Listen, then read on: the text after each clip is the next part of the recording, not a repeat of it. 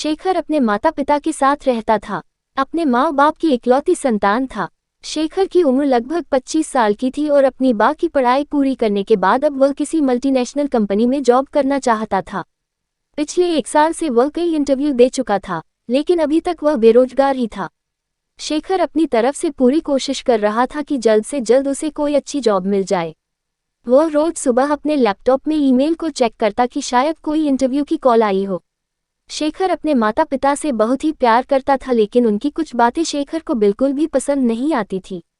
जैसे पंखा चलता छोड़ देने पर माँ का टोकन, बिना वजह ट्यूबलाइट जलते रहने पर पिताजी का बोलना, बेकार कागज डस्टबिन में गिरने के लिए कहना या फिर पानी का नल अगर खुला रह जाए तो पानी की बचत पर पूरा 10 मिनट का लेक्चर दे देना।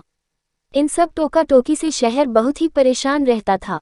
कई बार वह मन ही मन में सोचता था कि जैसे ही मुझे कोई अच्छी नौकरी मिल जाएगी तो सबसे पहले काम मैं ये करूंगा कि एक अलग घर किराए पर लूंगा और वहां पर बिना अपने माँ बाप के अलग ही रहूंगा, जहां पर मुझे कोई टोका टोकी नहीं करेगा। खैर, आज सुबह फिर शेखर रोज की तरह लैपटॉप पर अपनी ईमेल चेक करता है और उसे पता चलता है कि आज दोपहर 3 बजे एक मल्टीनेशनल कंपनी में उसका इंटरव्यू है। शेखर खुश हो गया कि आज तो जरूर मैं इंटरव्यू क्लियर कर ही लूंगा। जल्दी ही वह इंटरव्यू के लिए तैयार हो जाता है और अपने माता पिता को बताकर इंटरव्यू के लिए कंपनी के ऑफिस की तरफ चल पड़ता है। शेखर टैक्सी में बैठकर बिल्कुल सही टाइम पर इंटरव्यू के लिए पहुंच गया। कंपनी का ऑफिस बिल्डिंग के 3rd फ्लोर पर था। बिल्डिंग में लिफ्ट भी नहीं लगी हुई थी, इसलिए सीढ़ियां चढ़कर कंपनी के ऑफिस में जाना था। इंटरव्यू देने आ रहे बाकी के कैंडिडेट्स भी सीढ़ियां चढ़कर ही जा रहे थे।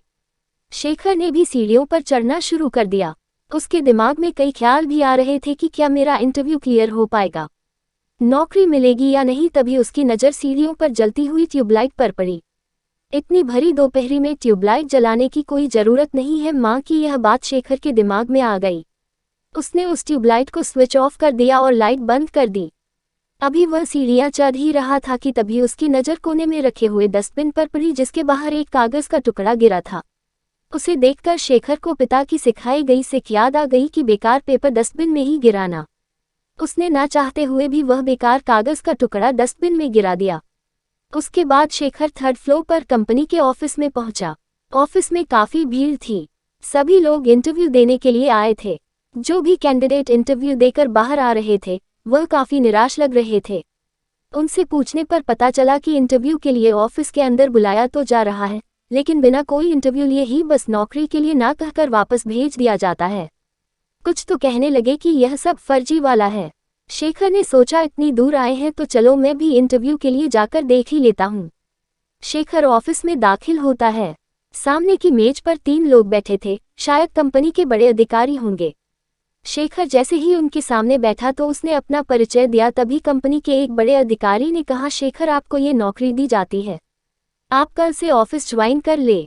शेखर को जैसे यह मजाक लग रहा था। शेखर ने कहा, बिना किसी इंटरव्यू के, बिना किसी सवाल जवाब के आपने मुझे नौकरी कैसे दे दी, मुझे समझ में नहीं आया। तब कंपनी के एक बड़े अधिकारी ने जवाब दिया, शेखर तुम्हारा इंटरव्यू तो तभी हो गया था जब तुम सीढ़ियां चढ़कर ऊपर आ रहे थे, या यूं कहें सभी कैंडिडेट्स का इंटरव्यू सीढ़ियों पर ही हो गया था, क्योंकि हमने सीढ़ियों पर सीसीटीवी कैमरा लगा रखे हैं और हम यहाँ ऑफिस में बैठकर सब कुछ देख रहे हैं। अभी तक हमने कम से कम 150 से भी ज़्यादा लोगों को उसमें देखा है, लेकिन किसी ने भी उसे जलती हुई ट्यूबलाइट का बटन बंद नहीं किया और ना ही वह वेस्ट पेपर उठाकर डस्टबिन में डाला। जबकि हमारा डिसीजन यही था कि वह आदमी जो ये दोनों काम करता हुआ आएगा उसी को नौकरी मिलेगी, और तुमने ये दोनों काम किए हैं, इसलिए तुम इस नौकरी के हकदार हो। उस अधिकारी ने आगे बोलना जारी रखा कि शेखर, ट्यूबलाइट बंद करना एक मामूली बात है, लेकिन इससे तुम्हारा नजरिया पता लगता है कि तुम फिजूल खर्ची के बिल्कुल खिलाफ हो, यानी तुम कंपनी के रिसोर्सेस का भी बहुत ही अच्छी तरह से यूटिलाइज करोगे। और दूसरी बात, डस्टबिन में डालना हमें बताता है कि तुम्हारे माता पिता ने तुम्हें बहुत ही अच्छे संस्कार दिए हैं, जो कि हमारे लिए बहुत ही फायदेमंद होंगे। शेखर यह सब सुनकर मन ही मन अपने आप पर शर्मिंदा हो रहा था। मॉडर्न लाइफ में भी ऐसे बहुत से युवा हैं जिन्हें अपनी लाइफ में फ्रीडम चाहिए, वह अपने सारे डिसीजन खुद लेना चाहते हैं, इसीलिए उन्हें अपने पेरेंट्स की छोटी छोटी बातें भी बर्दाश्त नहीं होती। जबकि सच्चाई तो यह है कि माँ बाप को इस दुनिया और जिंदगी का हमसे ज़्यादा तजुर्बा होता है। हमें उनकी बात को बहुत ही ध्यान से सुनना चाहिए और उसका अमल करना चाहिए। दोस्तों, आज की ये इमोशनल स्टोरी आपको कैसे लगी ये आप हमें कमेंट करके बता सकते हैं। हम ऐसे ही कहानियाँ आपके लिए लेकर आते रहेंगे।